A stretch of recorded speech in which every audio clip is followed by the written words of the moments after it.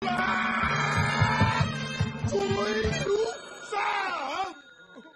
the hell is interrupting my kung fu?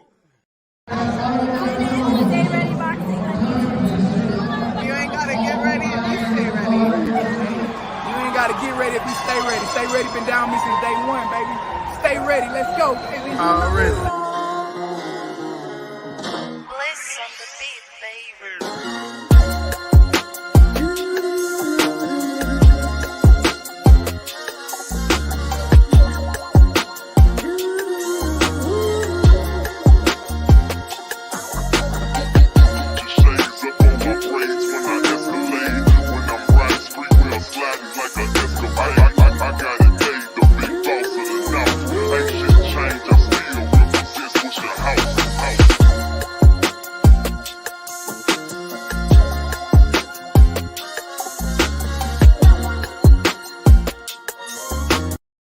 What up, world? What up, fight family? It's your boy Mac with StayReadyBoxingTV coming at you with some news you can use in another episode of RingSide Views. I got my brother Quik Draw Randell in the building. What's up with it, bro? Yeah, what up? What is good with it? Man, you know me, Slow Boogie. I got my family, my co-host, 503 Line, Young Line. What's up with it, fam? Man, we're on this marathon, man. I'm glad we got Q up in here, man. It's been a long time since we talked to him. I know, man. I had to get it back in here. They been bullshitting, get my bro some fights, man. Yeah, man, I've been shit. I don't even know what to say about it, bro. I had opportunity after opportunity. I've never turned down a fight this year at all. Didn't turn down a single one. I didn't care what their record was. I didn't try to fight people 11-0, 12-0, 10-0.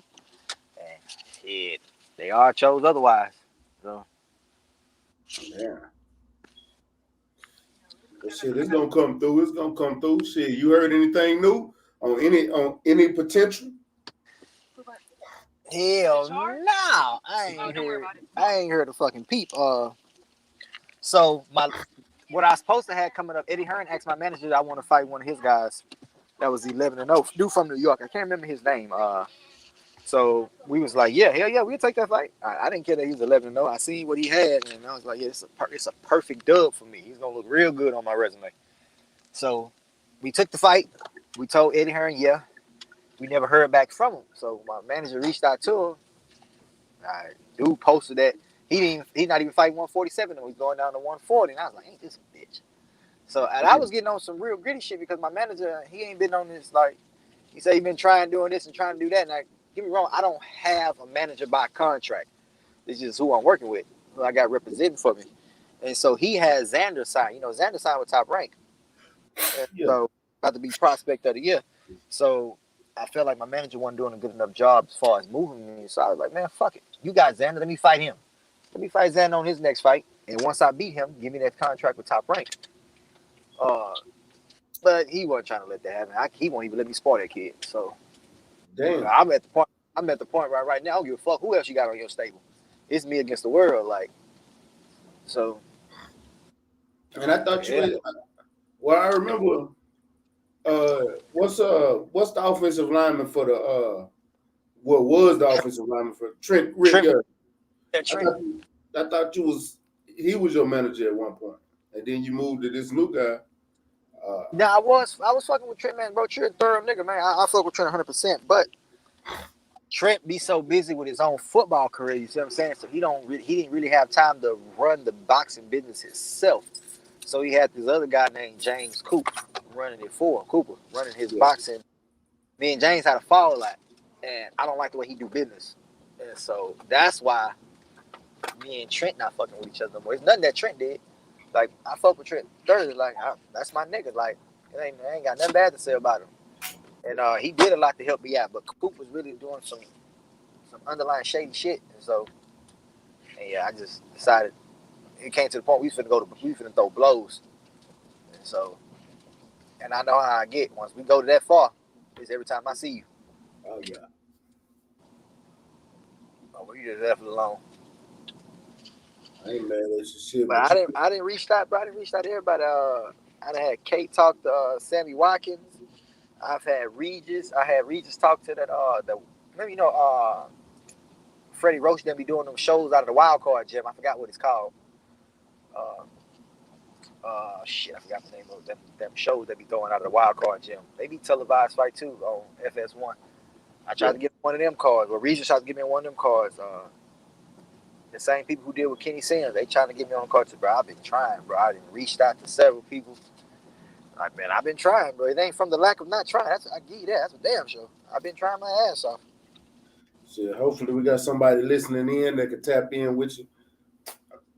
Might need to reach out to some people myself because we got to get you back in that ring. Yeah, man. I'm at a standstill right now. Like, the plan was to have 4 fights this year. 4. Yeah. 2 8-rounders and 2 10-rounders. Shit, I only had 1. And so I was supposed to go out to London on the 22nd, which is next week, to beat Conor Ben's sparring partner. I was just going to ask you about that. Getting ready for Chris Algieri. But that's not even looking promising, bro. Every time I got something working up, they tell me something, bro. It never follows through. So at this point, I'm just like, man, every time a nigga tell me something, I'm just like, yeah, it is, yeah. Oh well, man, fuck it. I see it when it happens. Like, I ran into these problems when I first started, my first year. Motherfuckers selling me dreams, and at this point, I don't think it's niggas scared to fight. I don't never think a fighter be scared to fight another fighter. It do be. It be it came sometimes. Like, I think Charlo's scared to fight Benavidez. But fuck that.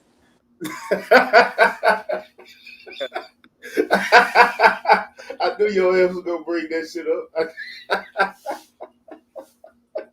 Hey, no, but I was gonna say, no, it do be some scared motherfuckers out there. But you know, the biggest part, I ain't gonna say they scared of you. They scared to lose that so they not gonna go up against somebody that's gonna give them a problem.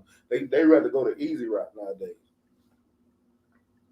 So I already know what I'm gonna have to do. I'm gonna have to fight a dog. I'm gonna have to fight somebody just as equally as good as me and go ahead and dismember his ass. So, and I'm more than willing to take that chance.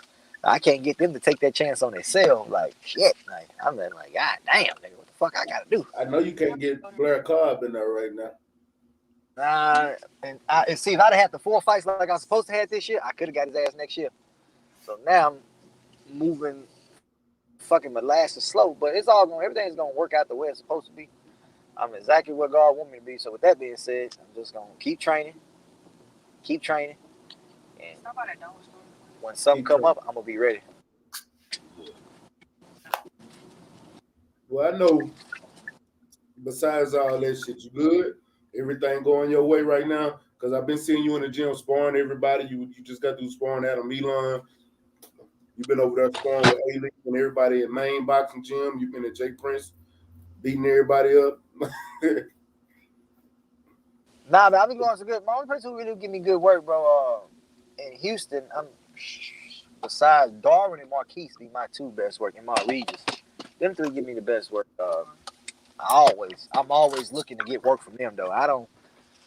I use them other people just to sharpen my tools and just to get sharper. So when I do spar them, I'm ready. But yeah, man. Shout out to Darwin on his last fight, man. I'm so fucking happy my nigga won. Like, and Marquise State, he won. He finally got back in the ring after like a 2-year layoff. So I'm happy for. I think Marquise moved up to 54 though. He moved up. Yeah, he said. I seen him post on Facebook the other day. He's the best super welterweight in the world. They just don't know it yet. So I think he did move up. Because I remember years ago, he was starting to have issues making 47. Marquise a big guy. He big, but he ain't really that big because he's slim as hell. Yeah, but he muscle bound. Marquise never not in shape. You see what I'm saying? Yeah. And so he always got a compact frame on it, even though he lean with it. Yeah. Shout out to Darwin, because I knew Darwin. I was like, man, Darwin gonna stop this dude. Once I seen who he was fighting, even though dude had a good record, I was like, man, he ain't fought nobody. I didn't even know the dude he was fighting. I looked him up. I was like, man, this nigga, he ain't fought nobody. He ain't fought nobody like this. Yeah. So we seen what happened. Yeah, exactly. And so, well, there's some good fights coming up. Man, Canelo just became undisputed super middleweight. I knew that was gonna happen. We all did. He took Crawford and the Sean Porter fight finna be good. That's gonna be. Matter of fact, since that's this weekend, talk about it. Who you got in that fight? I actually got Sean Porter. I mean, I got Crawford by stoppage. I was gonna say you got Sean Porter. Now I got Crawford by late stoppage. But with that being said, Sean Porter live ass dog. When I say That's what I was gonna say. and Crawford is hittable. You know, we see him get hit in every fight. I don't think Sean got one punch knockout power, but I don't believe Crawford got the strongest chin as well. He can take a punch though. We ain't never just seen him put on his ass or nothing, but he didn't been rocked in a couple. I done seen him put on his ass a few times. I done seen him rock where he was them legs was weak, but I've never seen him get hit with a flush enough shot because he stay moving. So I don't think Sean is gonna catch him slipping that well. But I think Crawford to win on decision. I say Sean gonna hit him because Sean hit everybody. Thurman, Danny Garcia, guys, he hit them all. He land flush. Earl, he land flush punches on every last one of them. Even though Crawford's by far the better counter punch he has sparred. I think Ugas was a hell of a fight counter puncher. Yeah. But when he fought, and I thought Ugas beat him. But Crawford on a whole nother level. Like that's pull straight right. Ugas kept catching Sean Porter with. If Earl catch him, if Bud catch him with that, that's it. That's it. And so I got Crawford by stoppage. But I do think Sean gonna give him some trouble. I think Sean fuck around and actually clip him with a shot that buckle him or hurt him. But I still think Bud's gonna come through at the end with the victory by stoppage. I hope he don't get buckled like that. That's because that ain't no good look. But then he got buckled by Mean Machine. Like he came back and stopped him. So Yeah, Gamboa too. Yeah, Victor Ortiz. Virgil Ortiz. He just got buckled bad. He did. Stepping in potholes, but he still got the stoppage. So he need to leave Robert Garcia, but that's another story. Yeah. 503. What's up with? Yeah, my bad. I had to switch over to the laptop. I couldn't hear on the phone. But I want to ask Q this, man. I was talking to your coach, man. He said that guys was pulling out on you and stuff, and motherfuckers ain't you know what I'm saying, abiding by the contract and shit like that. But I want to ask you, do you feel like maybe you could get on the LT Gray next fight up card just to stay active until some big come through, or you feel like you too good for that? No. That was my plan. Like if I can't get nothing, then I gotta hop. See, I'd have fought December 3rd or December 4th when Jericho them fighting, and I'd have hopped on that card just to stay active. Like it has been, I ain't fought in Houston in damn near 2.5 years. So This the last time you fought on the LT Gray card? On the next fight up card. Nah, it wasn't the next fight. It was that Charlo card. That first lines only. Yeah, it was that card. Yeah. I remember that. Yep. When you beat up Marquise Hawthorne. Yeah, Marquise Hawk. Yeah. So that was over 2 years ago. That was last October. So October 2019. Yeah. So yeah, I ain't fought Houston in minutes. So I wouldn't trip. Like that was our plan. We was gonna tell next fight up or LT Gray, man, put me on one of these cards. You got to pay me something, though. Yeah, I ain't asking you to break the bank with me because I know it's a local show and y'all niggas cheap. And I can respect it, but you got to give me something. You got to pay for my opponent because, I ain't selling a fucking ticket. Don't ask me to sell no tickets. I'm going to put asses in the seats. The moment I announce that I'm finally fighting Houston after 2 years, I'm going to put asses in the seats. That's going to be a given. I'm going to put hundreds. So with that being said, just pay me. You just got to pay. I ain't asking you to pay me crazy. Just pay me. And this is kid that Ronnie Shields got. I want to give him his first L. He 10-0. 10-0 or 11-0. I know who you talking about. Yeah, last name. The one from Austin. Yeah, one from Austin. Yeah. Yeah. And so Forrest told Ronnie Shields, like, man, Q want to fight your fighter. What we gonna do to make that happen? He was like, I don't know what we got to do. I was like, man, I was right in front of him when he said it. I was like, man, you know damn well, you know what we got to do? Just say yes. I'll be there. I'll take care of the rest. Oh man, you hear that? LT Gray next fight up. My man say he wants some smoke, man. I'm telling you right now, Q. I'm putting this on Instagram and I'm tagging niggas. You've said George we're Foreman finna apply some pressure. Yeah, George Foreman, you hear that? Man, yeah, I got a card coming up soon next year in February. He can tag. Next fight up. Forrest, LT Gray. Come on, LT Gray. You the man. You know what I'm saying? Yeah. I'm gonna holler at somebody for your matchmaker that's been and gonna get you paid, but he been trying to fill up this card in Kentucky and also fill up this card in Minnesota and Denver. You go to Denver enough a lot anyway. I know you'll go out there and beat them kids because it really ain't no good fighters. My bad, Manny. I love you, Lopez, but and my other boy, it ain't many good fighters coming out of Denver. Yeah, man. I mean, I don't care what the show is, bro. Just keep me active. Once I stay active, I have yet to have a year since my first year that I was just constantly active, constantly just staying active. I've yet to have a year like that to where I fought 1 month, then a month and a half, 2 months later, I'm back at it again. 2 months later, a month and a half, I'm back at it again. I haven't had a year like that since my first year. If you give me a year like that next year, then I set the stage for the rest of my career. You see what I'm saying? Just give me a year like that to where you give me 4 or 5 fights in 1 year frame. I take care of the rest. I'm gonna do my as of right now, you 6-0, right? no 8-0. 8-0, yeah, 8-0. So man, yeah, man. I mean, just shit. I ain't signed with nobody, so I don't have no major promoter. Nobody that's just constantly moving me like how they can't find fights for me, but they can find these bums to fight Xander and these bums to fight Ali Wash and fight Evander Holyfield, son. No, man.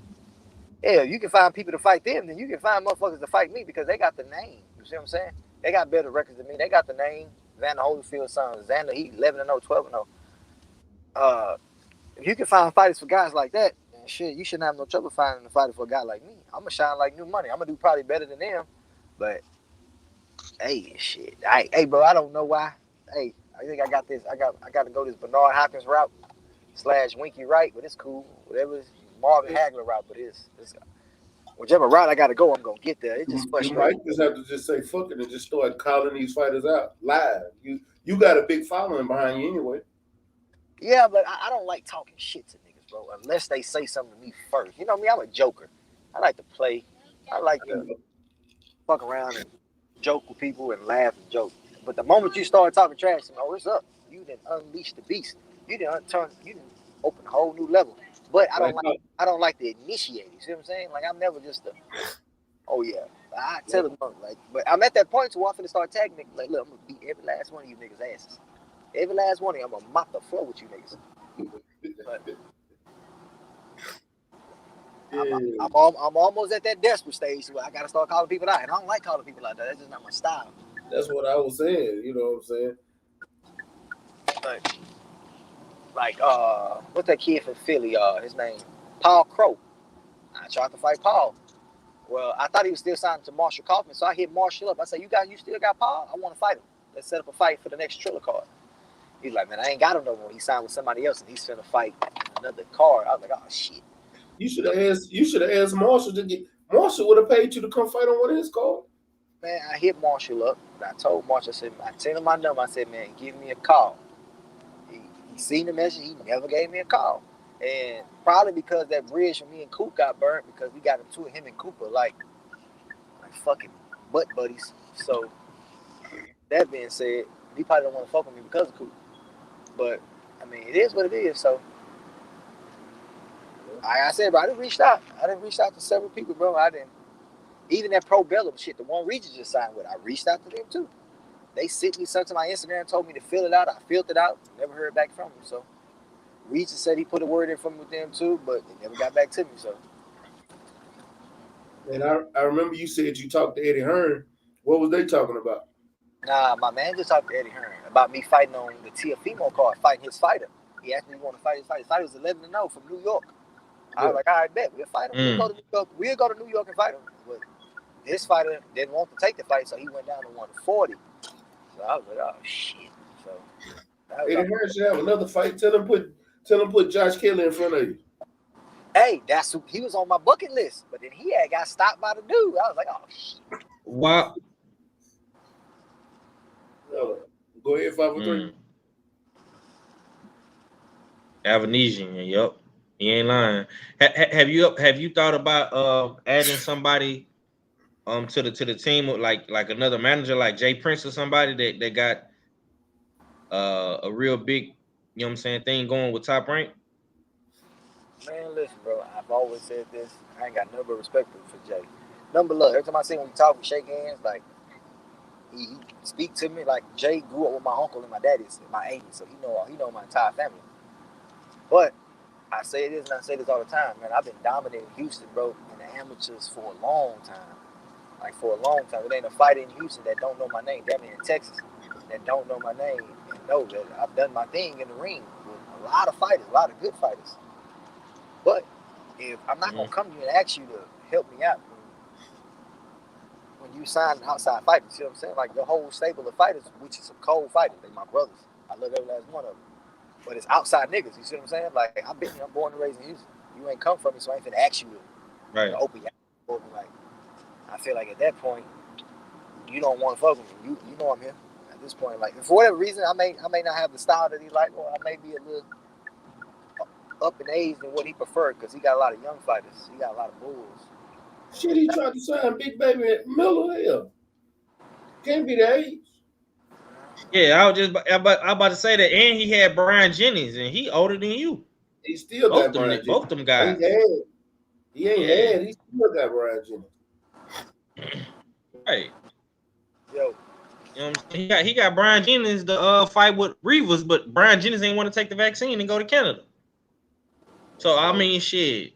I mean that's just an idea I threw out there for you, bro, because you too talented, man, not to be active right now and just sitting training every day. You know what I'm saying? Just not getting no fights, bro. It's like what? Man, if I could have got if they wanted me to be down with their team, bro, I would have had no problem. I would have had no problem getting down with them. A lot of niggas, they all respect me. They all speak to me. Yeah. Like Shakur, Keyshawn, not Shakur. I mean Keyshawn, Duke, Troy, Jared. Those my brothers. Like those my niggas. I talk to these niggas on a weekly basis, sometimes a daily basis. So everybody path is different. You see what I'm saying? Like I can't complain about mine. I just hate when I'm just held up like this.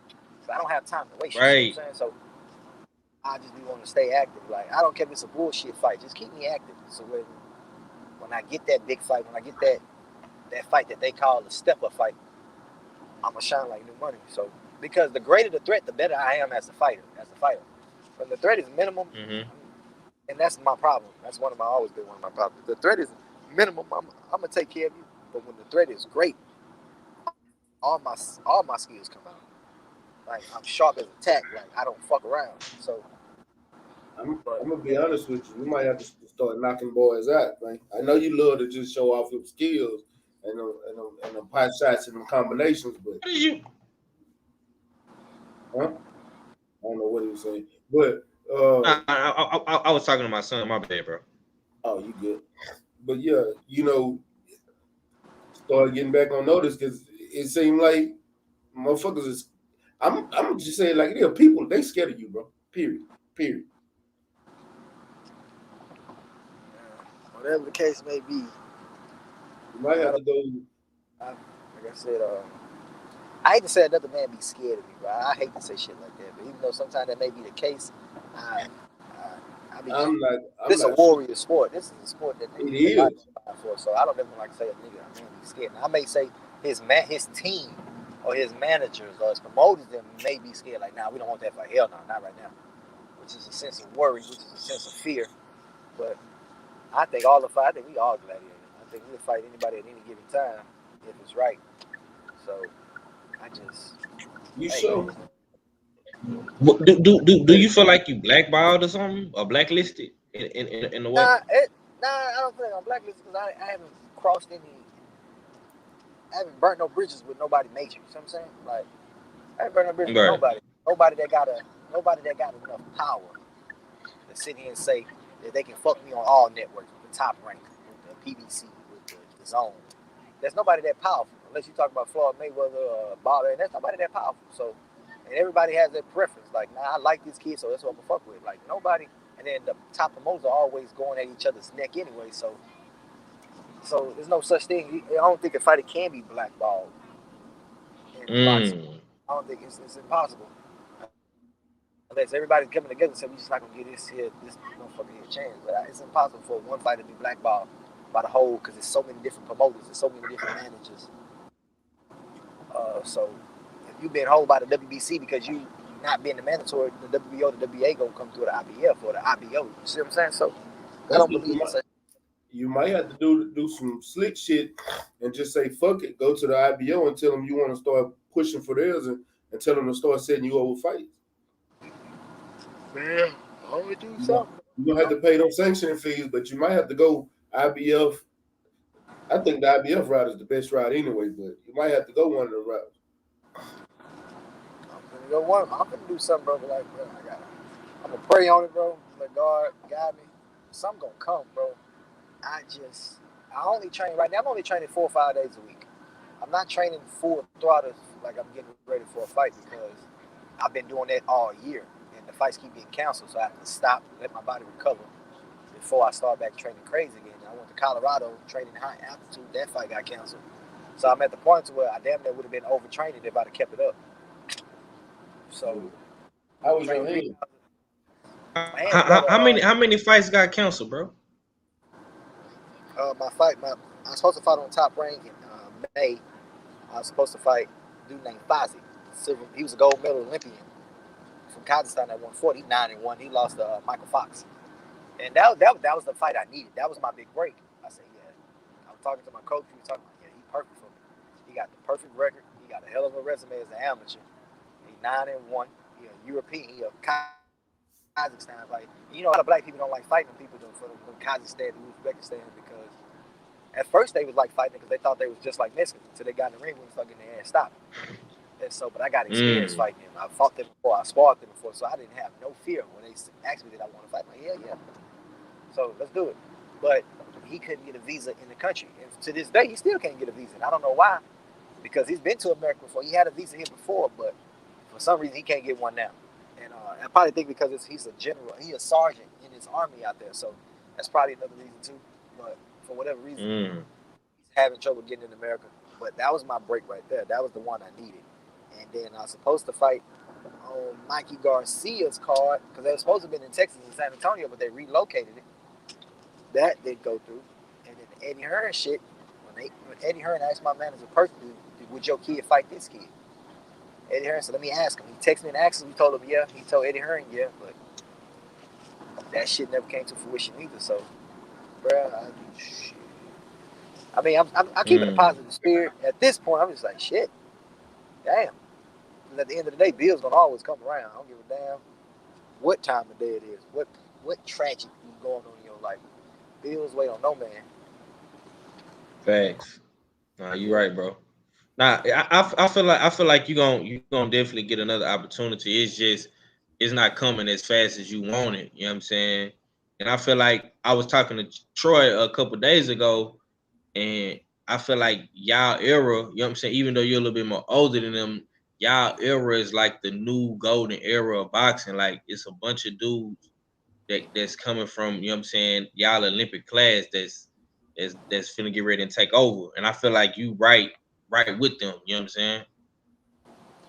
Yeah, man, I agree with you saying because the year me and Troy was on the USA team, me, Troy, Duke, Tiger, Freddie, like we changed the culture. You know what I'm saying? Because they had a losing coach. Them niggas weren't winning shit. And so the year we came on there, like we was dominant. Like we was doing our thing. We meddling in every tournament, we kicking ass, and then each year they got better. The team got better and better, better and better. Right. And so I agree with what you're saying. Yeah, because I mean it was Earl Spence, Marcus Brown them in 2012 in London.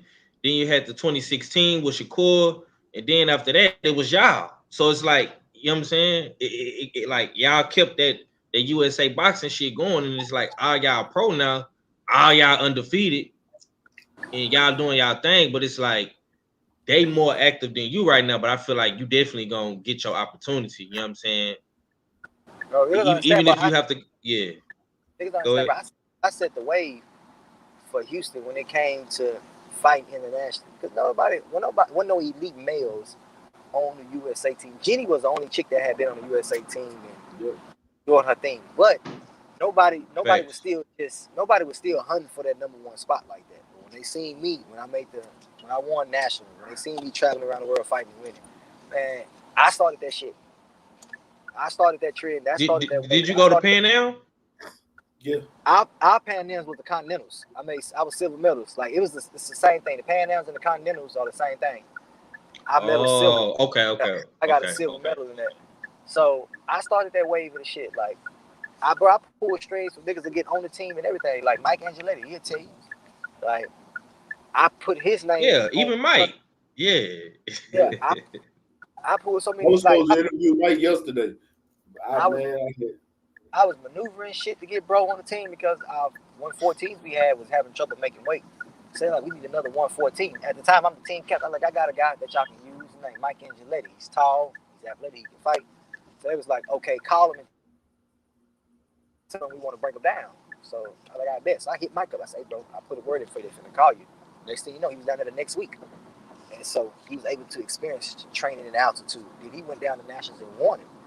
And so he did the rest of the work on his own. But it was a lot of people I was doing shit for, bro. Like, a lot of people paid homage to me when it came to the Q made it cool. Like, once I won Nationals, everybody wanted to win Nationals. Once they seen the fun that I was having in Colorado Springs, traveling the world, they was like, oh, Q can do it, I can do it. Yeah, that was Dreadhead Q. Yeah, you had Darius going up there.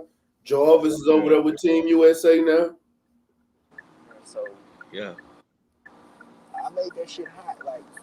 But at the same time, I mean, bro, I don't know what my future holds, bro. I just know my opportunity that I get, I gotta make the most of it. You see what I'm saying? So when I do finally get a fight, I have to destroy. Like I have to come out on top, not just with a victory. I gotta knock them out. You see what I'm saying? Yeah. I gotta leave a statement where they're like, okay, I see you bring this nigga back again. Let's see, can he do it again with somebody else that's a little better than this opponent he just fought. And then with that opportunity, I gotta do what Regis did. When Regis got his opportunity to fight on Showbox, that nigga catapulted. He beat the brakes off, dude. And then ever since that fight, he was to the moon. You see what I'm saying? So I gotta do something similar to what he did. I ain't gonna lie. You might have to hit Forrest up and see, hey, Forrest. Yeah, man. Yeah. Move me like you doing Edison. Move me like you did Jericho. See, Forrest a bullshit nigga at the same time, bro. He a cool nigga, but he also a bullshit nigga. Forrest don't know boxing, bro. No matter what he tell you, no matter what he think, bro, every last one of Forrest fighters suck. You can't name one good fighter that he got that was actually good, bro. They suck. Besides Jericho, Jericho can fight, but Jericho not signed to him no more. Oceanique not signed to him. Oceanique never was signed to him. Name this fighter, that dude Uday with the pink lips, suck. His other fighter he had a dude named Jared that fight 147. Man, bro, Forrest, you can't name a good fighter that Forrest ever picked. They all fucking suck. I wouldn't go that far to say they suck. I just think, you know what I'm saying, the good ones kind of slip through his fingers, so to say. You know what I'm saying? We're gonna be PC over here for that one. You know what I'm saying? Because we want to get you on the card. You know what I'm saying? We want to get you on the card. Yeah, you know, Forrest my mentor. Man, Forrest. Yeah. I fuck with Forrest. Forrest do not know how to pick fighters. I tell Forrest to himself, like, I tell Forrest to his fucking face, nigga, you don't know how to pick fighters, nigga. You never did, nigga. Forrest passed on several opportunities to sign me, bro. That's why I tried to sign with when I first came out the gate. His excuse was he couldn't afford me, but at the same time, he thought Hawthorne was going to beat me. So it wasn't that his excuse that he couldn't afford me. Forrest got money. Forrest just didn't think I was what I am. And I can respect a nigga who just don't believe that, because he actually thought Hawthorne was going to beat me. He thought Hawk was going to beat you? Yeah. What? Yeah. He thought you was going to lose in the city? He thought I was going to lose to Marquise Hawthorne. So, was he thinking you were going to lose just on the strength? Hold on, 503. He thought you was going to lose because on the strength of Hawk beating Redmond? I don't know. But you know, me and Redmond totally different fighters. I know y'all totally different fighters, but to be honest with you, Redmond could have beat Hawk then. He could have, but he waited too long. He didn't. I wasn't there. I missed that fight too, bro. And that's because of Jericho's stinking ass. He was supposed to pick me up and took me, but because my truck was in the shop, and this motherfucker decided not to go at the last minute, so I'm stuck. And I believe I'd have been at that fight. Robert would have won that fight. I believe 100% because I get through to him like Derek couldn't get through to him. You see what I'm saying? Like, because I'm gonna keep it real with nigga. Listen to me. We down right now. I need you to do this and do that. I need you to stop leaving this punch and do this. And he listened to me. He always listened to me. He never lost a fight when I was in his corner. Why does he listen more to you than Coach Derek? Do you break it down in an easier way? He listened to Derek too. Don't get me wrong. He listened to him. I can get to his psyche a little different. That's what I was saying. I tell him certain words that hit home before Derek words hit home. And so, like, I got K, one of my good coaches. Like, me and K and Derek are pretty much equally as far as ability to teach a fighter. I can hit K, but Derek words that hit home to me before K words hit home to me. You see what I'm saying? That's because Derek been in your corner since day one. Yeah, but K is my nigga though. Yeah. K like family to me. You know what I'm saying? But Derek words hit home because we got a lingo. Like, I've been knowing Derek. I've been knowing Robert longer than I knew Derek. You know what I'm saying? Yeah. Like, cause me and Robert fought each other in the amateurs, and Derek was my coach. And so when we was with Ron and Lynn together, Robert was over there. And Robert was together every day. So it's like you know your bro, you know your bro. You know what to tell him. Like, nah, nigga, you need to do that the third before you behind. Like, nigga, I need you to snap the fuck out of it. I need you to step on the jab. I need you to do this and work your body. Like, so. But Derek never told him anything wrong. It was just that some of his words wouldn't get through to him. Okay. Why? Go ahead. No, go ahead. No, I was gonna ask you about Coach Derek. Why did you decide to train with Coach Derek?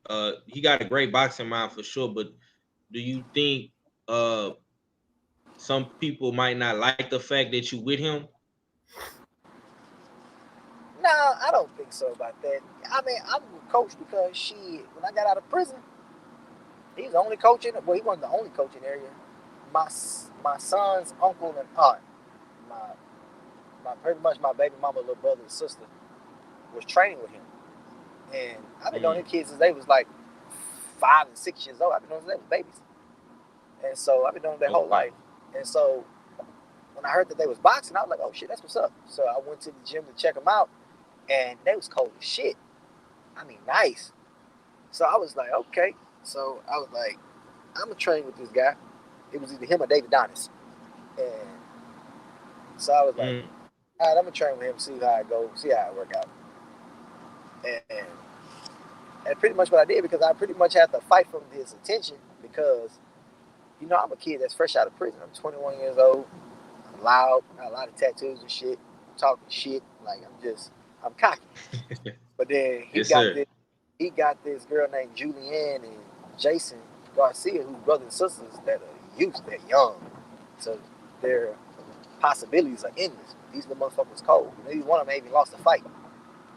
I think Jason's probably like 11-1. And his sister was undefeated. Like, they was nice. They was that nice. And I was like, so I'm fighting for his attention to where I'm training super hard, bro, just to fight for his attention, because his attention was solely on the kids. Like, I pretty much have to prove myself and just show that I wasn't on no bullshit. And that's pretty much what I did. So, but now I don't know if people are not fucking with me because I'm with him. I doubt very seriously on that. I doubt very. Because the city of Houston love Derek. I ain't gonna lie to you. Yeah, so I doubt on that. The reason why I said that is because, and I know you don't fuck with bro no more, but Charlo had some slick shit to say about Coach Derek, so maybe he was going around telling people woo about your coach or whatever. That's why I asked it. Man, Charlo's weird. Okay. That nigga's a hoe. Period. Like, because when he see my coach, he be, hey, what's up, coach? Even though me and he was beefing at the mall, when he see my coach, he walked up to him and spoke to him and everything. I'm trying to tell him, nah, nigga, fuck that nigga. Let's go outside. Like, this nigga, like, it's a whole bunch that went on behind there, bro. I can tell you the short story. I can give you the long version of it. What this is what Charlo said. I remember he was on a live stream and he was like, you know, he tried to give you some money and help you out, and you know what I'm saying, your coach was doing too much and all this and all that. So I was like, damn, what, he don't like Coach D? Like, what the fuck is that about? Like, I didn't understand. You know what I'm saying? That's why I asked you that, bro. That's basically what it was. He's 1,000,000% a fucking liar. So when Charlo paid me in advance to be his sparring partner, he paid me like 2 weeks in advance. I was like, I bet, which is only paying me $500 a week, so that was $1,000. So I came over there and sparred him, and I've never had a problem sparring Charlo. Never. I've always destroyed this nigga in sparring. He had one good session in spar when he caught me with a shot behind the head as I was shifting my feet, and he set me on my ass. And I got right back up. He knew it was a flag. He knew it was a shot behind the head. I didn't complain. I like, we good, nigga. And I got back up and I finished taking care of him thoroughly. Like, I've never had a problem with him sparring. I've done this dude so bad to where I locked his jaw in sparring. So he couldn't spar for a week. He couldn't spar me for a week. He took out sparring. So it was just me and Marquise sparring each other.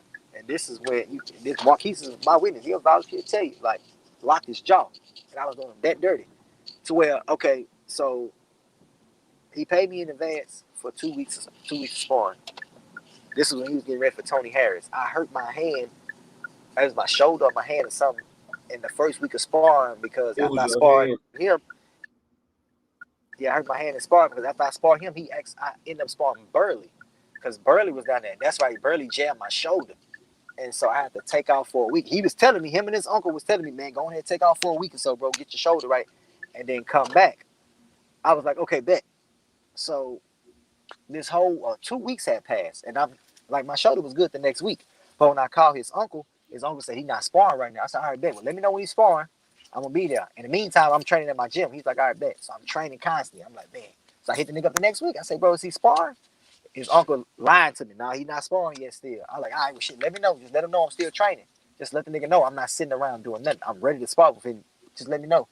So I hit him up myself instead of hitting the uncle. I said, bro, you sparring? He was like, yeah, I'm sparring Saturday. I was like, all right, bet I'll be up there. So Saturday come around. It's a whole 3 week, damn near a whole month went by. So I hit him up. I go up there Saturday. I was like, so we spar. We sparred, nothing changed. How you doing? How much? 15. Nothing changed. I do my thing in sparring. Huh? I'm on the phone, I'm sorry. And I asked him, I was like, after sparring, we over there hitting the bags and shit. So I asked him, I was like, what's up with the car, bro? I still don't got no opponent yet. His exact words to me said, bro, I took you off the car. I said, took me off the car? I said, fuck you take me off the car for? He said, because you wasn't up here training with me. I said, nigga, I'm at my gym training, nigga. That's why I train it. Like, so he was like, yeah, I know, but you could have been up here training with me, help motivate me. I say, help motivate you. I said, nigga, you don't need me to motivate you. You got a big ass family with a whole fucking entourage. Nigga, you a millionaire, nigga. You supposed to be my motherfucking motivation. What the fuck I gotta motivate you for? And so that's why he took me off the card. That's why he took me off the Tony Harris card, because he's that word. So he's like, bro, you wasn't at the gym with me, training with me, help motivate me. I was like, you bitch ass nigga. So now with that being said, we still wasn't beefed out because of that. I was like, man, it is what it is. I was pissed off, but we still wasn't beefed out. I still didn't have no, I was fucked up about it, but I was still supporting the nigga through social media. I still tagged the nigga and shit. Like, I was like, man, it is what it is. Fuck it. I just know, like, he's not the type of nigga I can hang around. He's the type of nigga that make me spaz on. I'm not no dick riding ass nigga like that. So I was like, all right, it is what it is. So I asked him before the game, he was finna fight. Okay, now he's finna fight Banana at this point. So I told him, I was like, man, these niggas Banana them asked me to be their sparring partner, but I don't know this nigga, bro. I'd rather help you get ready to beat him than help him get ready to beat you. I'm trying to help you make history for Houston. So he was like, man, I ain't mad at you, bro. Go make your money. But I can't use you as my sparring partner because of size and style. I see it. Because of size and style. And I was like, all right, cool. So he was like, but do your thing, bro. Go make your money. Such and such, blah, blah, blah, blah. I'm gonna move it. So I was like, so I was like, all right, bet. So I sparred Banana, but I didn't be his sparring partner like they wanted me to. So I was like, man, I'm just gonna spar this nigga one time, and I want to see how he fare with Charlo. I just want to spar him one time. I just want to see how I think he gonna do. So I sparred him. I posted pictures, got some work in with Banana. So all his partners was hitting me up like, you sparring that nigga? I was like, nah, bro. I just sparred the nigga one time. I want to compare. So they was like, what you think gonna happen in the fight? I said, man, Charlo gonna knock this nigga out. I ain't see nothing special about this nigga. And he gave me more trouble in sparring than Charlo ever did. But I knew from sparring, I was like, man, Charlo gonna knock this nigga out. So, and I ended up betting on the fight that Charlo was gonna win by knockout. So I never win against the grain against the nigga at all. So, but I guess when I sparred Rosario, he thought that I was helping Rosario get ready to fight him. So, but he never came into me like a man and asked me that. When he seen me, he started talking shit to me like, bitch ass nigga, you know what you did, huh? No, come on. He was like, bitch ass nigga, you know, like such and such. I like, man, I don't know who the fuck you talking to, bitch ass nigga. I slapped the fuck out you. And so, hey, but hold on, pause for a second. Now we done fast forward. We at CDM Boxing Gym at the amateur fight. Yeah, that's what we at. Okay, so I haven't seen him. I haven't seen Charlo them in 2 years since the Tony Harrison fight. It's been over a year and a half, some change. So we're in CDM at the boxing show. Yeah. Now I see the nigga. I don't think it's a problem. So I'm speaking to all these people because they all know me. His fiance, she speaks to me, give me a hug. His mother-in-law, father-in-law, they all speak to me, all give me a hug. His brother-in-law, I'm talking to him like I'm there to support his brother-in-law, the nigga Thor. So I'm like, yeah, nigga, do your thing. So he was like, he walked past me and he mumbled something. And I was like, what you say, nigga? Because I knew he said something smart. He was like, yeah, nigga, I fucked up with you. I like, bro, I don't know what the fuck you talking about. He was like, man, yeah, step outside, I'm gonna tell you. So when I was like, I bet. So I'm following the nigga outside. So when he turned around, I can already peep his demeanor. He looked aggressive. So my first initial reaction was just a bunch of shit out of him. Like, I don't even like how you coming at me. So I was like, he was like, yeah, fucked up shit you did. I was like, nigga, I don't know what the fuck you talking about. First of all, nigga, stop talking like I'm one of your hoes. Nigga, I ain't never disrespected you. You better calm the fuck down. But he kept talking crazy. So when he kept talking crazy, I started walking and said, like, you want to box or something, nigga? So when he said that his homeboy got between us, like, nah, Q, bro, y'all chill out. I was like, nah, bro, I ain't finna let this nigga disrespect me. You got me fucked up. I don't care who you think you is, nigga. So the shit was over. So I was like, all right, bet. So I got to go up there the next day. So everybody already heard about us finna get into a fight and shit. So all my niggas hit me up. So we up there the next day. So I'm cheering on Thor. Thor fighting again. I'm cheering on Thor. I look to the side, and the nigga mugging me. I mean, he's standing here with death in his eyes. I said, what's up, bro? You got a problem? He don't say nothing. So I keep watching the fight. And then I look to the fight. I look to the side again. He called me a bitch. So I started walking up to him. I was like, bro, I will slap the fuck out you, nigga, in front of your mother-in-law. You better stop playing me, you bitch ass nigga. And so as I'm walking up to him, he never stood up. The niggas around him stood up. So they stood up. All my people stood up. And they started walking towards him. So the cops escorted us out. So that's when I called the nigga cokehead. So, but other than that, bro, yeah, I just don't fuck with dude. Like, I seem like he a shady ass nigga. And he like niggas that be on his dick, his coattail. I ain't never done nothing to this nigga. I ain't never talked bad about the nigga. Always, it was his misunderstanding. I was sparring Jared Hurd too, so he probably didn't like that I was sparring Jared Hurd. But shit, Jared Hurd was paying me.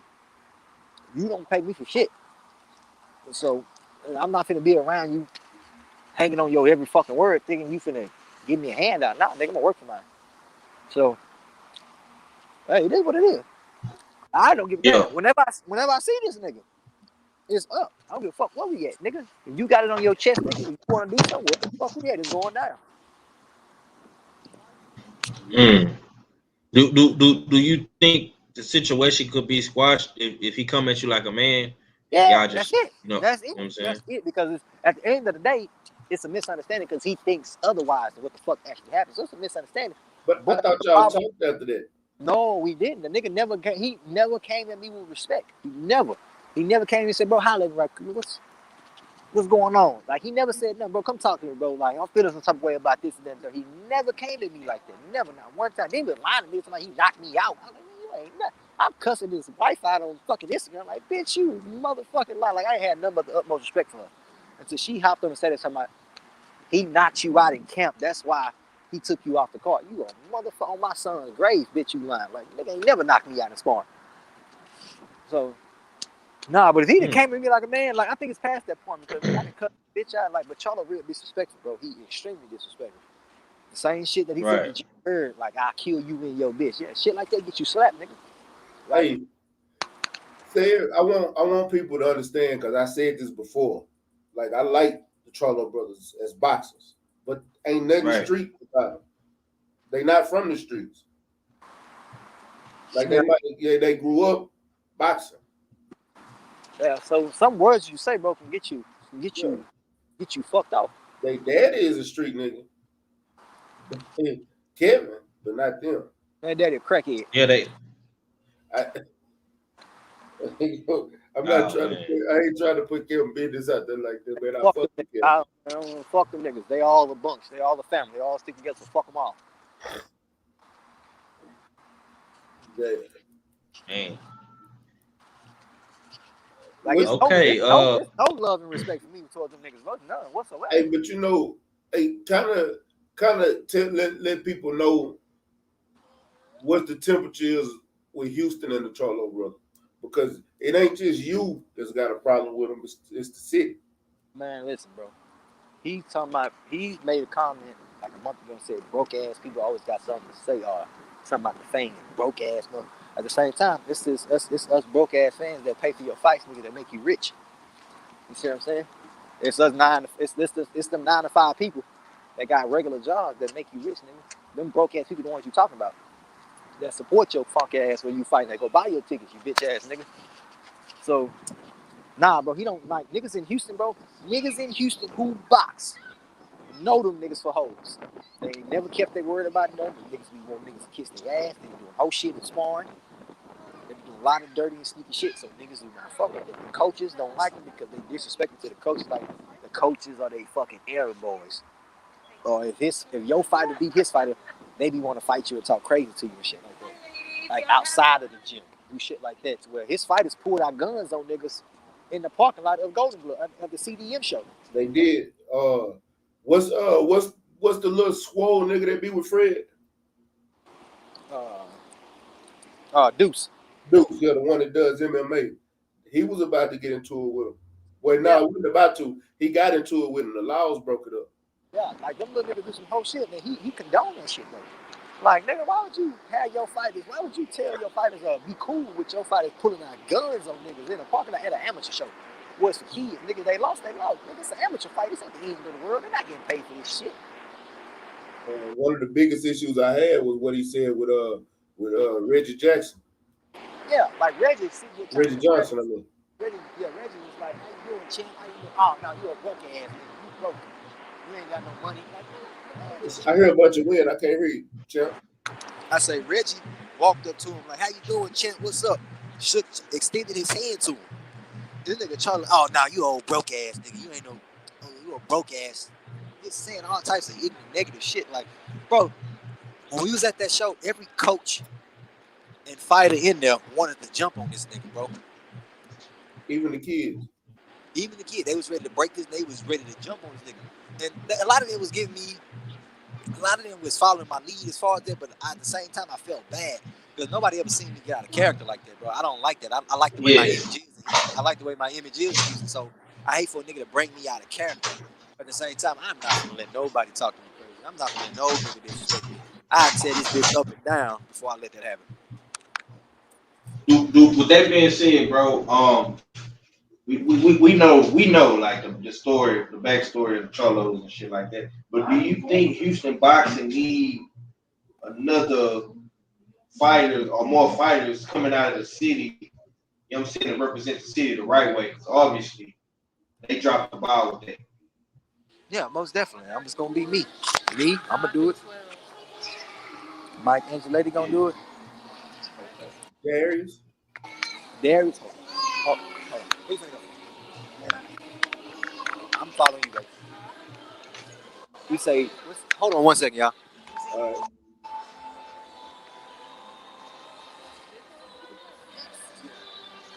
Yeah, this way you look for V.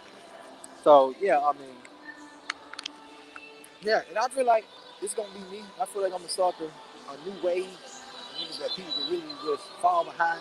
We need people who really just support. Like, yeah, but we got it out. He ain't never switched up on nobody. I got an open line for all fighters. And if I ever hit me up, I've never turned them away. They ask me for advice about their fights, ask me to look at sparring, to check them out to see how good they did. Any advice I can give them, I've never turned the fight away. Never turned anybody away that wanted to try fighting. But I always let them know how dangerous this shit is. Yeah. So, them niggas don't do shit like that, bro. Them niggas don't.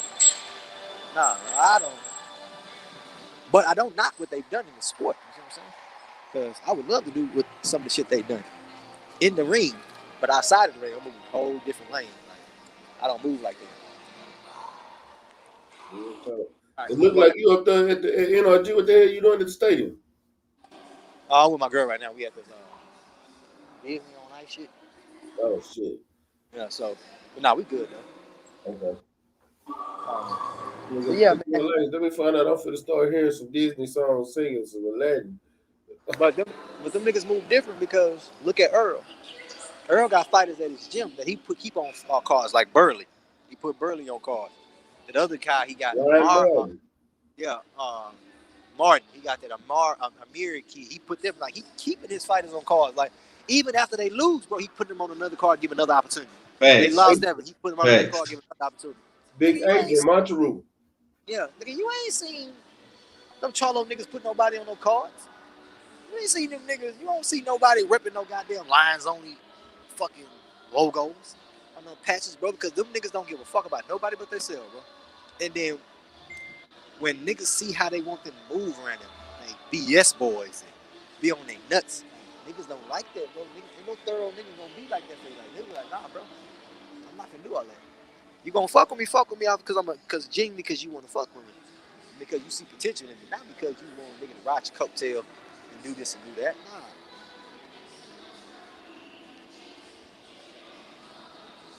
Yeah. And it's crazy. And you know what's really fucked up? As tight as Houston is as a whole city, bro, we always look out for each other, especially in our boxing community. Like one thing I can say about Houston boxing community is everybody look out for each other. But you got them, it's like you getting pushed back. They don't look out for the other Houston fighters out here. You know what I'm saying? They're not trying to put nobody on. It's like pulling teeth to try to get, you know what I'm saying, to get out of Texas to fight. Them niggas have the platform to do their own PBC shows and keep it going, putting fighters on, building fighters up, just like Earl be trying to do, putting fighters on card. Them niggas have the platform to do a lot of shit, but at the same time, they're not necessarily liked in the boxing world. Promoters don't like dealing with them niggas. Managers don't like dealing with them niggas. They don't like dealing with them niggas at all. So they're hoes in the city of Houston, and they don't like them niggas are hoes in the company. Like, period. Outside of the ring, bro, them niggas is not. They're just not likable people. They're just not. Don't get me wrong. I think Jamal more cool than Jamel. I think Jamal more of a thorough, respectable nigga that'll keep his word. So than Jamel. I don't fuck with Jamel at all. That nigga that. Like, but at the same time, I know they a package. You see what I'm saying? So it ain't like you can beef with one brother and then not beef with the other because they're twins. They're gonna ride with each other even if they at each other's neck. So when I say fuck them, I mean fuck both of them. So it is what it is. It's like that. I understand, you know.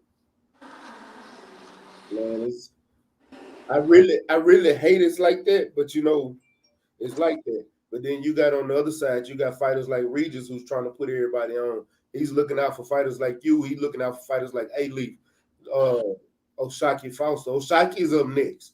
He is up next. And I know he's going to be putting people on because he always around. He sparring, helping everybody out in the city.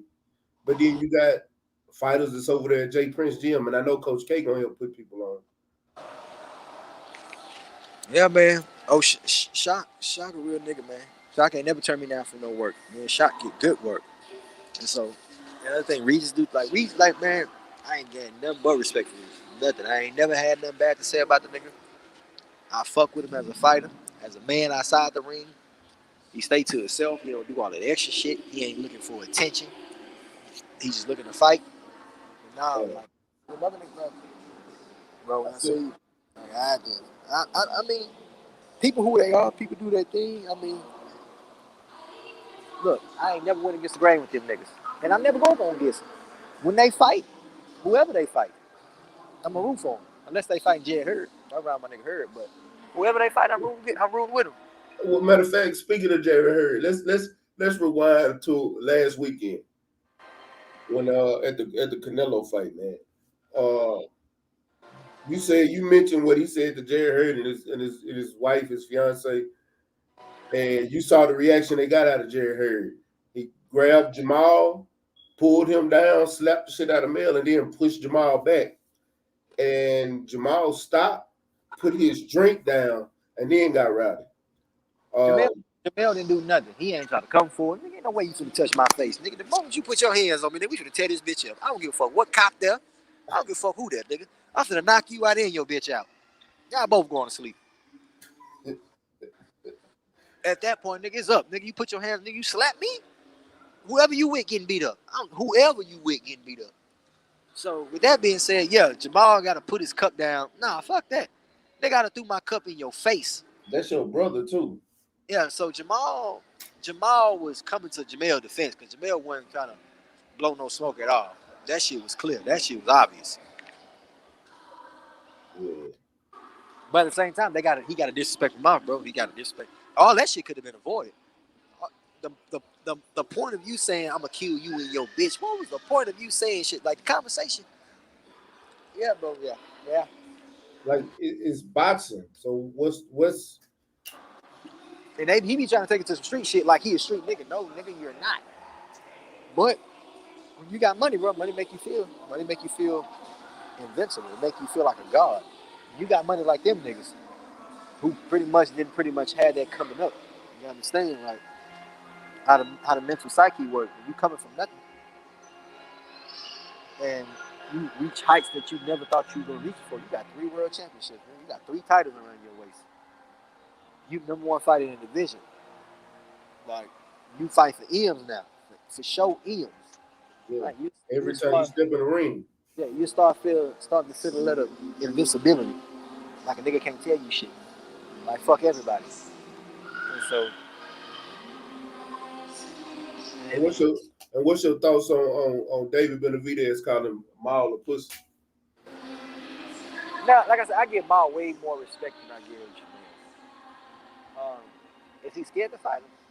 I've heard Benavidez call his man out several times. I've never heard Jamal reply to it. You know what? I'm not gonna say he's scared to fight. I'm gonna give him benefit of the doubt on this, and the reason I say that is because trying to fight Canelo, that's a major payday. Everybody and their mama want that. But David Benavidez at 168, Maul is at 160. You know, we gave Andrade hella grief for trying to call out Earl Spence because Earl Spence at 147. We also gave Andrade hell because he at 160 and he calling out Mel instead of Maul and Mel at 154. We do the same thing to Gary Russell when he's calling out people bigger than him. But Maul said it himself, I'll go up to 168. Because we all know Maul can make 168. Maul's a big nigga. Shit, Maul look like he's supposed to be fighting at 168. Yeah, so it ain't like we not asking the impossible. We asking something that's more than doable. We asking to do something that's pretty much obvious. Like it ain't nothing. It ain't us asking him to fight at 168. Not outside of the rim. That's right in it. He can fight at 168. That nigga walking around damn at 190. That's a big nigga. 6'2", 6'3", like that's a big nigga. So with that being said, he said it himself. If I got to go to 168 to get the big fights, then I go to 168 to fight. He said Triple G or Canelo. He never said Benavidez's name. Never said Benavidez's name. And he ain't said that nigga name for a reason. Because I think he's looking at title fights too. But I get it. I'm just trying to give him the benefit of the doubt on that one. Because I just know how everybody always give everybody grief for shooting at people outside their weight class. So but if you beat Benavidez, that's a statement. It is. A hell of but at the same time, that risk is so fucking great because if I fail here, I'd never get that Canelo fight. Ever. So he's trying to cut the corner. He got like, I can't take a risk of fighting this nigga right now. If I take a risk of fighting this nigga and I lose, I never get the Canelo fight. So I got to skip this nigga and fight Canelo. And if I win the titles, then I go back and fight Benavidez. You see what I'm saying? I get that. Yeah. Hey, shout out to LVZ. He said, much respect for Q. I'm always root for you. Yeah, appreciate you, man. Appreciate you. 503, I know I kind of took over, man. Go ahead, man. How you feel? Oh no, he said he got blood. What else I want to ask? Shit, we got plenty of I forgot, man. Troy wanted me to ask you, man, what's going on with your football team right now, bro? Tell Troy, it's all right. They can laugh right now. But when the Cowboys get eliminated in the first round of the playoffs, like they always do, I'll be there. I'll be there to gloat. I'll be there to laugh. Oh, man. I don't know what he's talking about. I'm a Green Bay fan. The Kansas City Chiefs won. And Arizona. Yeah, so my teams are winning. You should be a Houston Oilers fan like me, you know what I'm saying? We in Tennessee. We the number one team in the AFC, you know what I'm saying? Man, I wasn't even watching football at that time. I was too young. I ain't never seen a Houston Oilers game in my life. Shit, just like Troy hanging on to them goddamn Super Bowl wins that the Dallas Cowboys won. He wasn't even born. Oh, shit. Oh, fuck. This shit is hilarious. Go ahead, 503.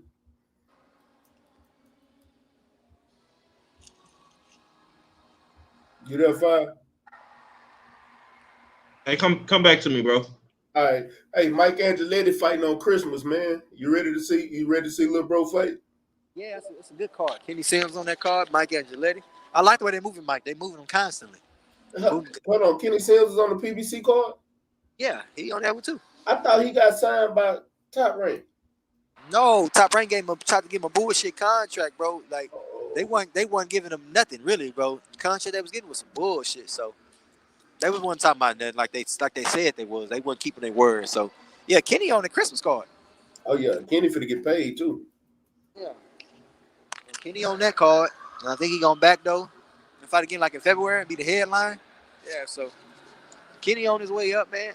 His opponent, that dude Elvis Rodriguez, did good his last fight. Damn, so did. That was a hell of man. That overhand, man. God damn. I mean that left hook. That was a hell of a knockout. He had it rough through the first 2 rounds. Dude made the mistake thinking he can take the punch. He was sitting there getting hit thinking he was macho. Nah. Dumbass. Elvis a knockout artist. That's what he do. He ain't a boxing artist, I can tell you that. Nah, that he not. That's why Kenny promised me he was gonna knock him out. But Hey, what you been doing with your dogs, man? You got a badass stable in that backyard, man. You been breeding? Only litter I got on the ground right now is a litter of Frenchies. Now my XL bullies, I won't have none of them until another 6-8 months. So they're still too young right now. And none of them over 11 months. So you got to wait till they're 16 months to breed the females. So they all still too young right now to do anything with. But I got Frenchie puppies on the ground. All right, go ahead. How many you got that's not sold? I got 4 that's not sold. What's the tag on them? They start from 4 and they go up to 6. It depends on if you want a Merle or not. Okay. And what you gonna be selling them bullets for when you drop them? Because I know you're gonna have tricolors. Look like they got lilac gene in them. Yeah, no, for sure. They starting off at 4 and they gonna stop at 10. Oh yeah. The boys gonna be up there at the 10, especially if they Merles, and the girls gonna start out with 4. Or you gonna switch it around? Because I've seen different. No, I'm gonna do them based off the first pick male, first pick female. Those are gonna be the 2 highest ones. Then the second pick, the price go down until the last puppy like that. Like the 5th pick puppy or the 6th puppy, the female or the male is always gonna be the cheapest. If you want that first pick, that's what you got to pay the money for because that's always gonna be the best one. Already. And how many you got? How many dogs you got right now? What, 5, 6? Yeah, I got 5. I got 5 and 1 on the way because one of my other dogs just had a litter. Did you ever pick up that? You sent me a picture of this one dog that was like, it looked like it was about 5 months old, but that motherfucker was like 6 weeks old. Did you ever get him? Oh yeah, I got him in my house. Okay. Because I guess I ain't been over there since you got him. I'm gonna have to come check him out. Yeah, I got him now. Shit, he over 100-some pounds. Damn, he ain't even a year old. 7 months, over 100-some pounds. God damn. He a double XL? Yeah. God damn. I might save up and knock out one of them bullets for me, man. If I don't get this Rottweiler. I bet. Fuck with me. But look, fellas, I'm about to go ahead and hop in this show, Mike. All right, hey, before you go, man, go ahead and give me, hey, you know the question. Hey, what's something you gonna leave with any amateur or anybody getting in the sport of boxing, man? You know, it's a lot of people that listen to my channel that are pros and amateurs. What's something that you're telling them to move forward in their career? Stay the course, man. Stay the course. Stay hungry. If you happen to take a loss, that's not the end of your career. It's not the end of it. Like, if you believe in yourself, shit, you don't need a whole team of people to believe in you. You need a hand. You just need one person, whether that's your coach, whether it's your significant other, bro. Just stay the course. Don't ever let nobody. You're going to be times when you get discouraged. But at the end of the day, if you believe 100% that it's for you, that God gave you this shit, whether it's to change your life or change the lives of people around you, bro, stick with it. Stick with it. It's if you're winning, And when you get on the winning track, but one fight can change your life. It's real promising, man. It's extremely promising. So stick with it. Don't cheat yourself in the sport. I tell y'all this all the time. Do not cheat yourself in this shit. Treat yourself. Because if you cheat yourself, just remember, your life is on the line in there. So if something bad happened real bad, just know if you ain't giving it your all in the ring, in training, it's your fault because you cheated yourself. Don't cheat yourself. Treat yourself. Real talk. Give them your social media handles, and man, I'll talk to you. Y'all can follow my Instagram at quickdraw_P4P. Again, that's quickdraw_P4P. Already, man. Go on here. It's date night with you later, man. I appreciate you jumping on, man. All right, man. Appreciate it. Y'all take care. All right, family. 503. Man, that was a great interview, family.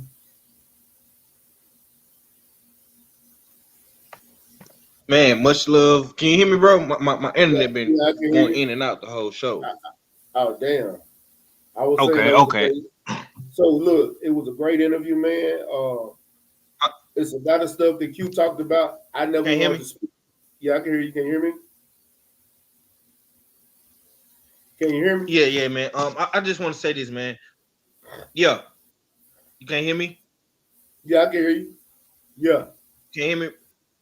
Okay. Yeah. Man, bro, my bad, man. It's internet tripping, man. It's all good, man.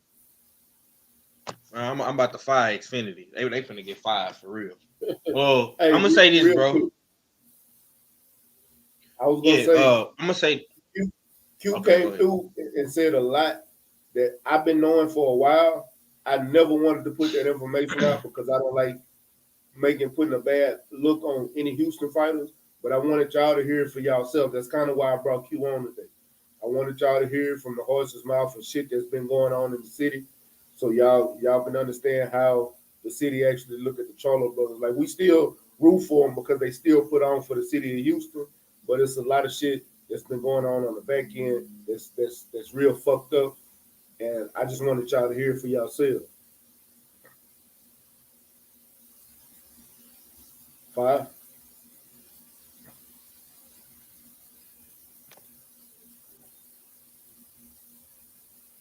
it's all facts right there. I know I kind of started asking him about Charlo. Can you hear me? Yeah, I can hear you. Yeah. Yeah, man. So I know I started asking him. I know I started asking him about Charlo and shit, and it kind of went. You know what I'm saying? Where it went to. And the reason why I do that is because for me, man, people need to know the truth, bro. And like I say, we fuck with the Charlos. We spent broke bread with the Charlos. We spent money on tickets, merchandise. I got like 2 Charlo shirts myself. You know what I'm saying? Stay ready, then bought tickets to they fights, then bought pay-per-views to they fights. You know what I'm saying? We didn't even been at Q House watching the fights. You know what I'm saying? So it ain't that we trying to some people might say, you know, we hating or you know what I'm saying, we this, we that, whatever. But the people need to understand is we gonna get y'all the good, the ugly, the bad, and the truth, homie. We gonna get y'all the good fighters, the good shit coming down Houston, in Texas, all that good shit, bro. But we gonna get y'all the truth, man. And what Q was saying tonight, you know what I'm saying, was nothing but the truth. He ain't got no reason to lie on nobody, bro. You know what I'm saying? And at the end of the day, man, we fuck with the Cholos in the boxing ring, but when they get out that boxing ring, homie, it ain't really hitting for nothing. You know what I'm saying? And I built my channel, and I actually built my channel because of the Charlo brothers, because I felt like they was not getting the representation they needed on YouTube. And a lot of the brothers help bring awareness to they, you know what I'm saying, to their platform with the Charlo brothers. I've seen numerous of brothers use their platforms to help the Charlos. But do you think they give a fuck? Do you think they care about guys like us that didn't roll for them for years, or dudes like Q that didn't help them? You know what I'm saying, and shit like that? No, bro, they don't. So I'm glad Q said what he said. You know what I'm saying? This was a good show. You know what I'm saying? I ain't got no hard feelings toward anybody in Lions only or the Charlo brothers. You know what I'm saying? got nothing but love and respect for all them guys over there doing their thing, man. But sometimes, man, you know, you gotta live your truths, bro. You gotta live your truths, and that's what we gonna do on this show, bro. On my show too, we gonna live our truths. It ain't no lying, it ain't no pump faking. I'm gonna ask the tough questions. If you don't want to be asked the tough questions, if you don't want to talk about it, just say that. You know what I'm saying? But we definitely gonna live our truths, bro. You know what I'm saying? I hope y'all enjoyed it. You know, Q said a lot, man. I think he will be back. I know he gonna be back next year. You know what I'm saying? And he definitely gonna get his due, man. But much love to the almighty LDBC, man. There's been another ringside view with the Houston Hard Hitters, man. 503 line, Stay Ready Boxing TV, man. Smash the like button, leave a comment down below. And I appreciate everybody for supporting us, man. Man, appreciate everybody coming through. Y'all got a hell of a show. Don't say we don't give y'all no gems. We gave y'all a lot today. I know there's probably gonna be some videos made off this video once it's all the way out there, but we just wanted y'all to hear it for yourselves, man. And I appreciate everybody coming through. Shout out to my co-host 503 line. Shout out to Q for coming through, man. And close us out, 503. Man, much love, man. It's been another ringside view, man. Episode 113, man, with Quinton Quick Draw Randell.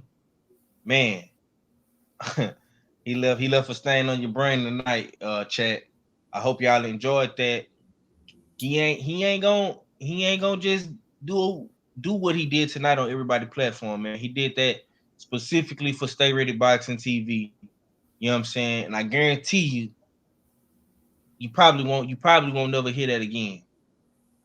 You know what I'm saying? You probably won't never hear that again. You know what I'm saying? Because like I say, Houston is a city that normally sticks together in the boxing community, man. So I hope y'all enjoyed the show. Smash the like button, share the video to all your social media platforms, spread the word, get it out there. I don't give a fuck. Put it on Twitter, screen record it. You know what I'm saying? Facebook, YouTube, Instagram, all that good shit, man. Spread the motherfucking word. Smash the like button. You know, and listen. When y'all go make y'all video, y'all make y'all little captions, man. Cite the source, man. At StayReadyBoxingTV. That's all I ask. We know y'all gonna steal it. You know what I'm saying? And do what you do with it. Just put Stay Ready Boxing TV name on it. That's all I say. You ain't even gotta put my name on it. Just put Stay Ready name on it. You know what I'm saying? But I hope y'all enjoyed this ringside view with Quinton Quick Draw Randell, man. We will let y'all know when he got a fight day coming up, man. And y'all be on the lookout, man. We got a lot more in store, man. I got some interviews coming down the pipeline on my show as well, man. Y'all be on the lookout, man. But it's the Houston Hard Hitters, man. Shouts out to the almighty LDBC, man. And we up out of here, y'all. H-Time for real. We gone. Already. You ain't got to get ready if you stay ready, man. Peace. And follow my boy Stay Ready Boxing. He's the best. Let's go, champ. You ain't gotta get ready, stay ready. You ain't gotta get ready, stay ready. Hey, you ain't gotta get ready to stay ready. I'm all about business, somewhere in the trenches. Moving weight, I'm on my 24-hour fitness. I don't need a witness, moving with the quickness. Was off the porch when you was on the playground benches. Block bleeding, smoking trees, eyes Chinese. High speed, singing every lick walking by me. I'm sticking to the code like a Siamese. Twin Glocks on me, shoot 'em up like some IVs. Pushing flour, test me and you'll be pushing flowers. Smoking sour in the kitchen when it's cooking hours. Not an author, but we can push a book of powder. Leave you wet like you took a shower. For fucking with my bitch, show the man every day.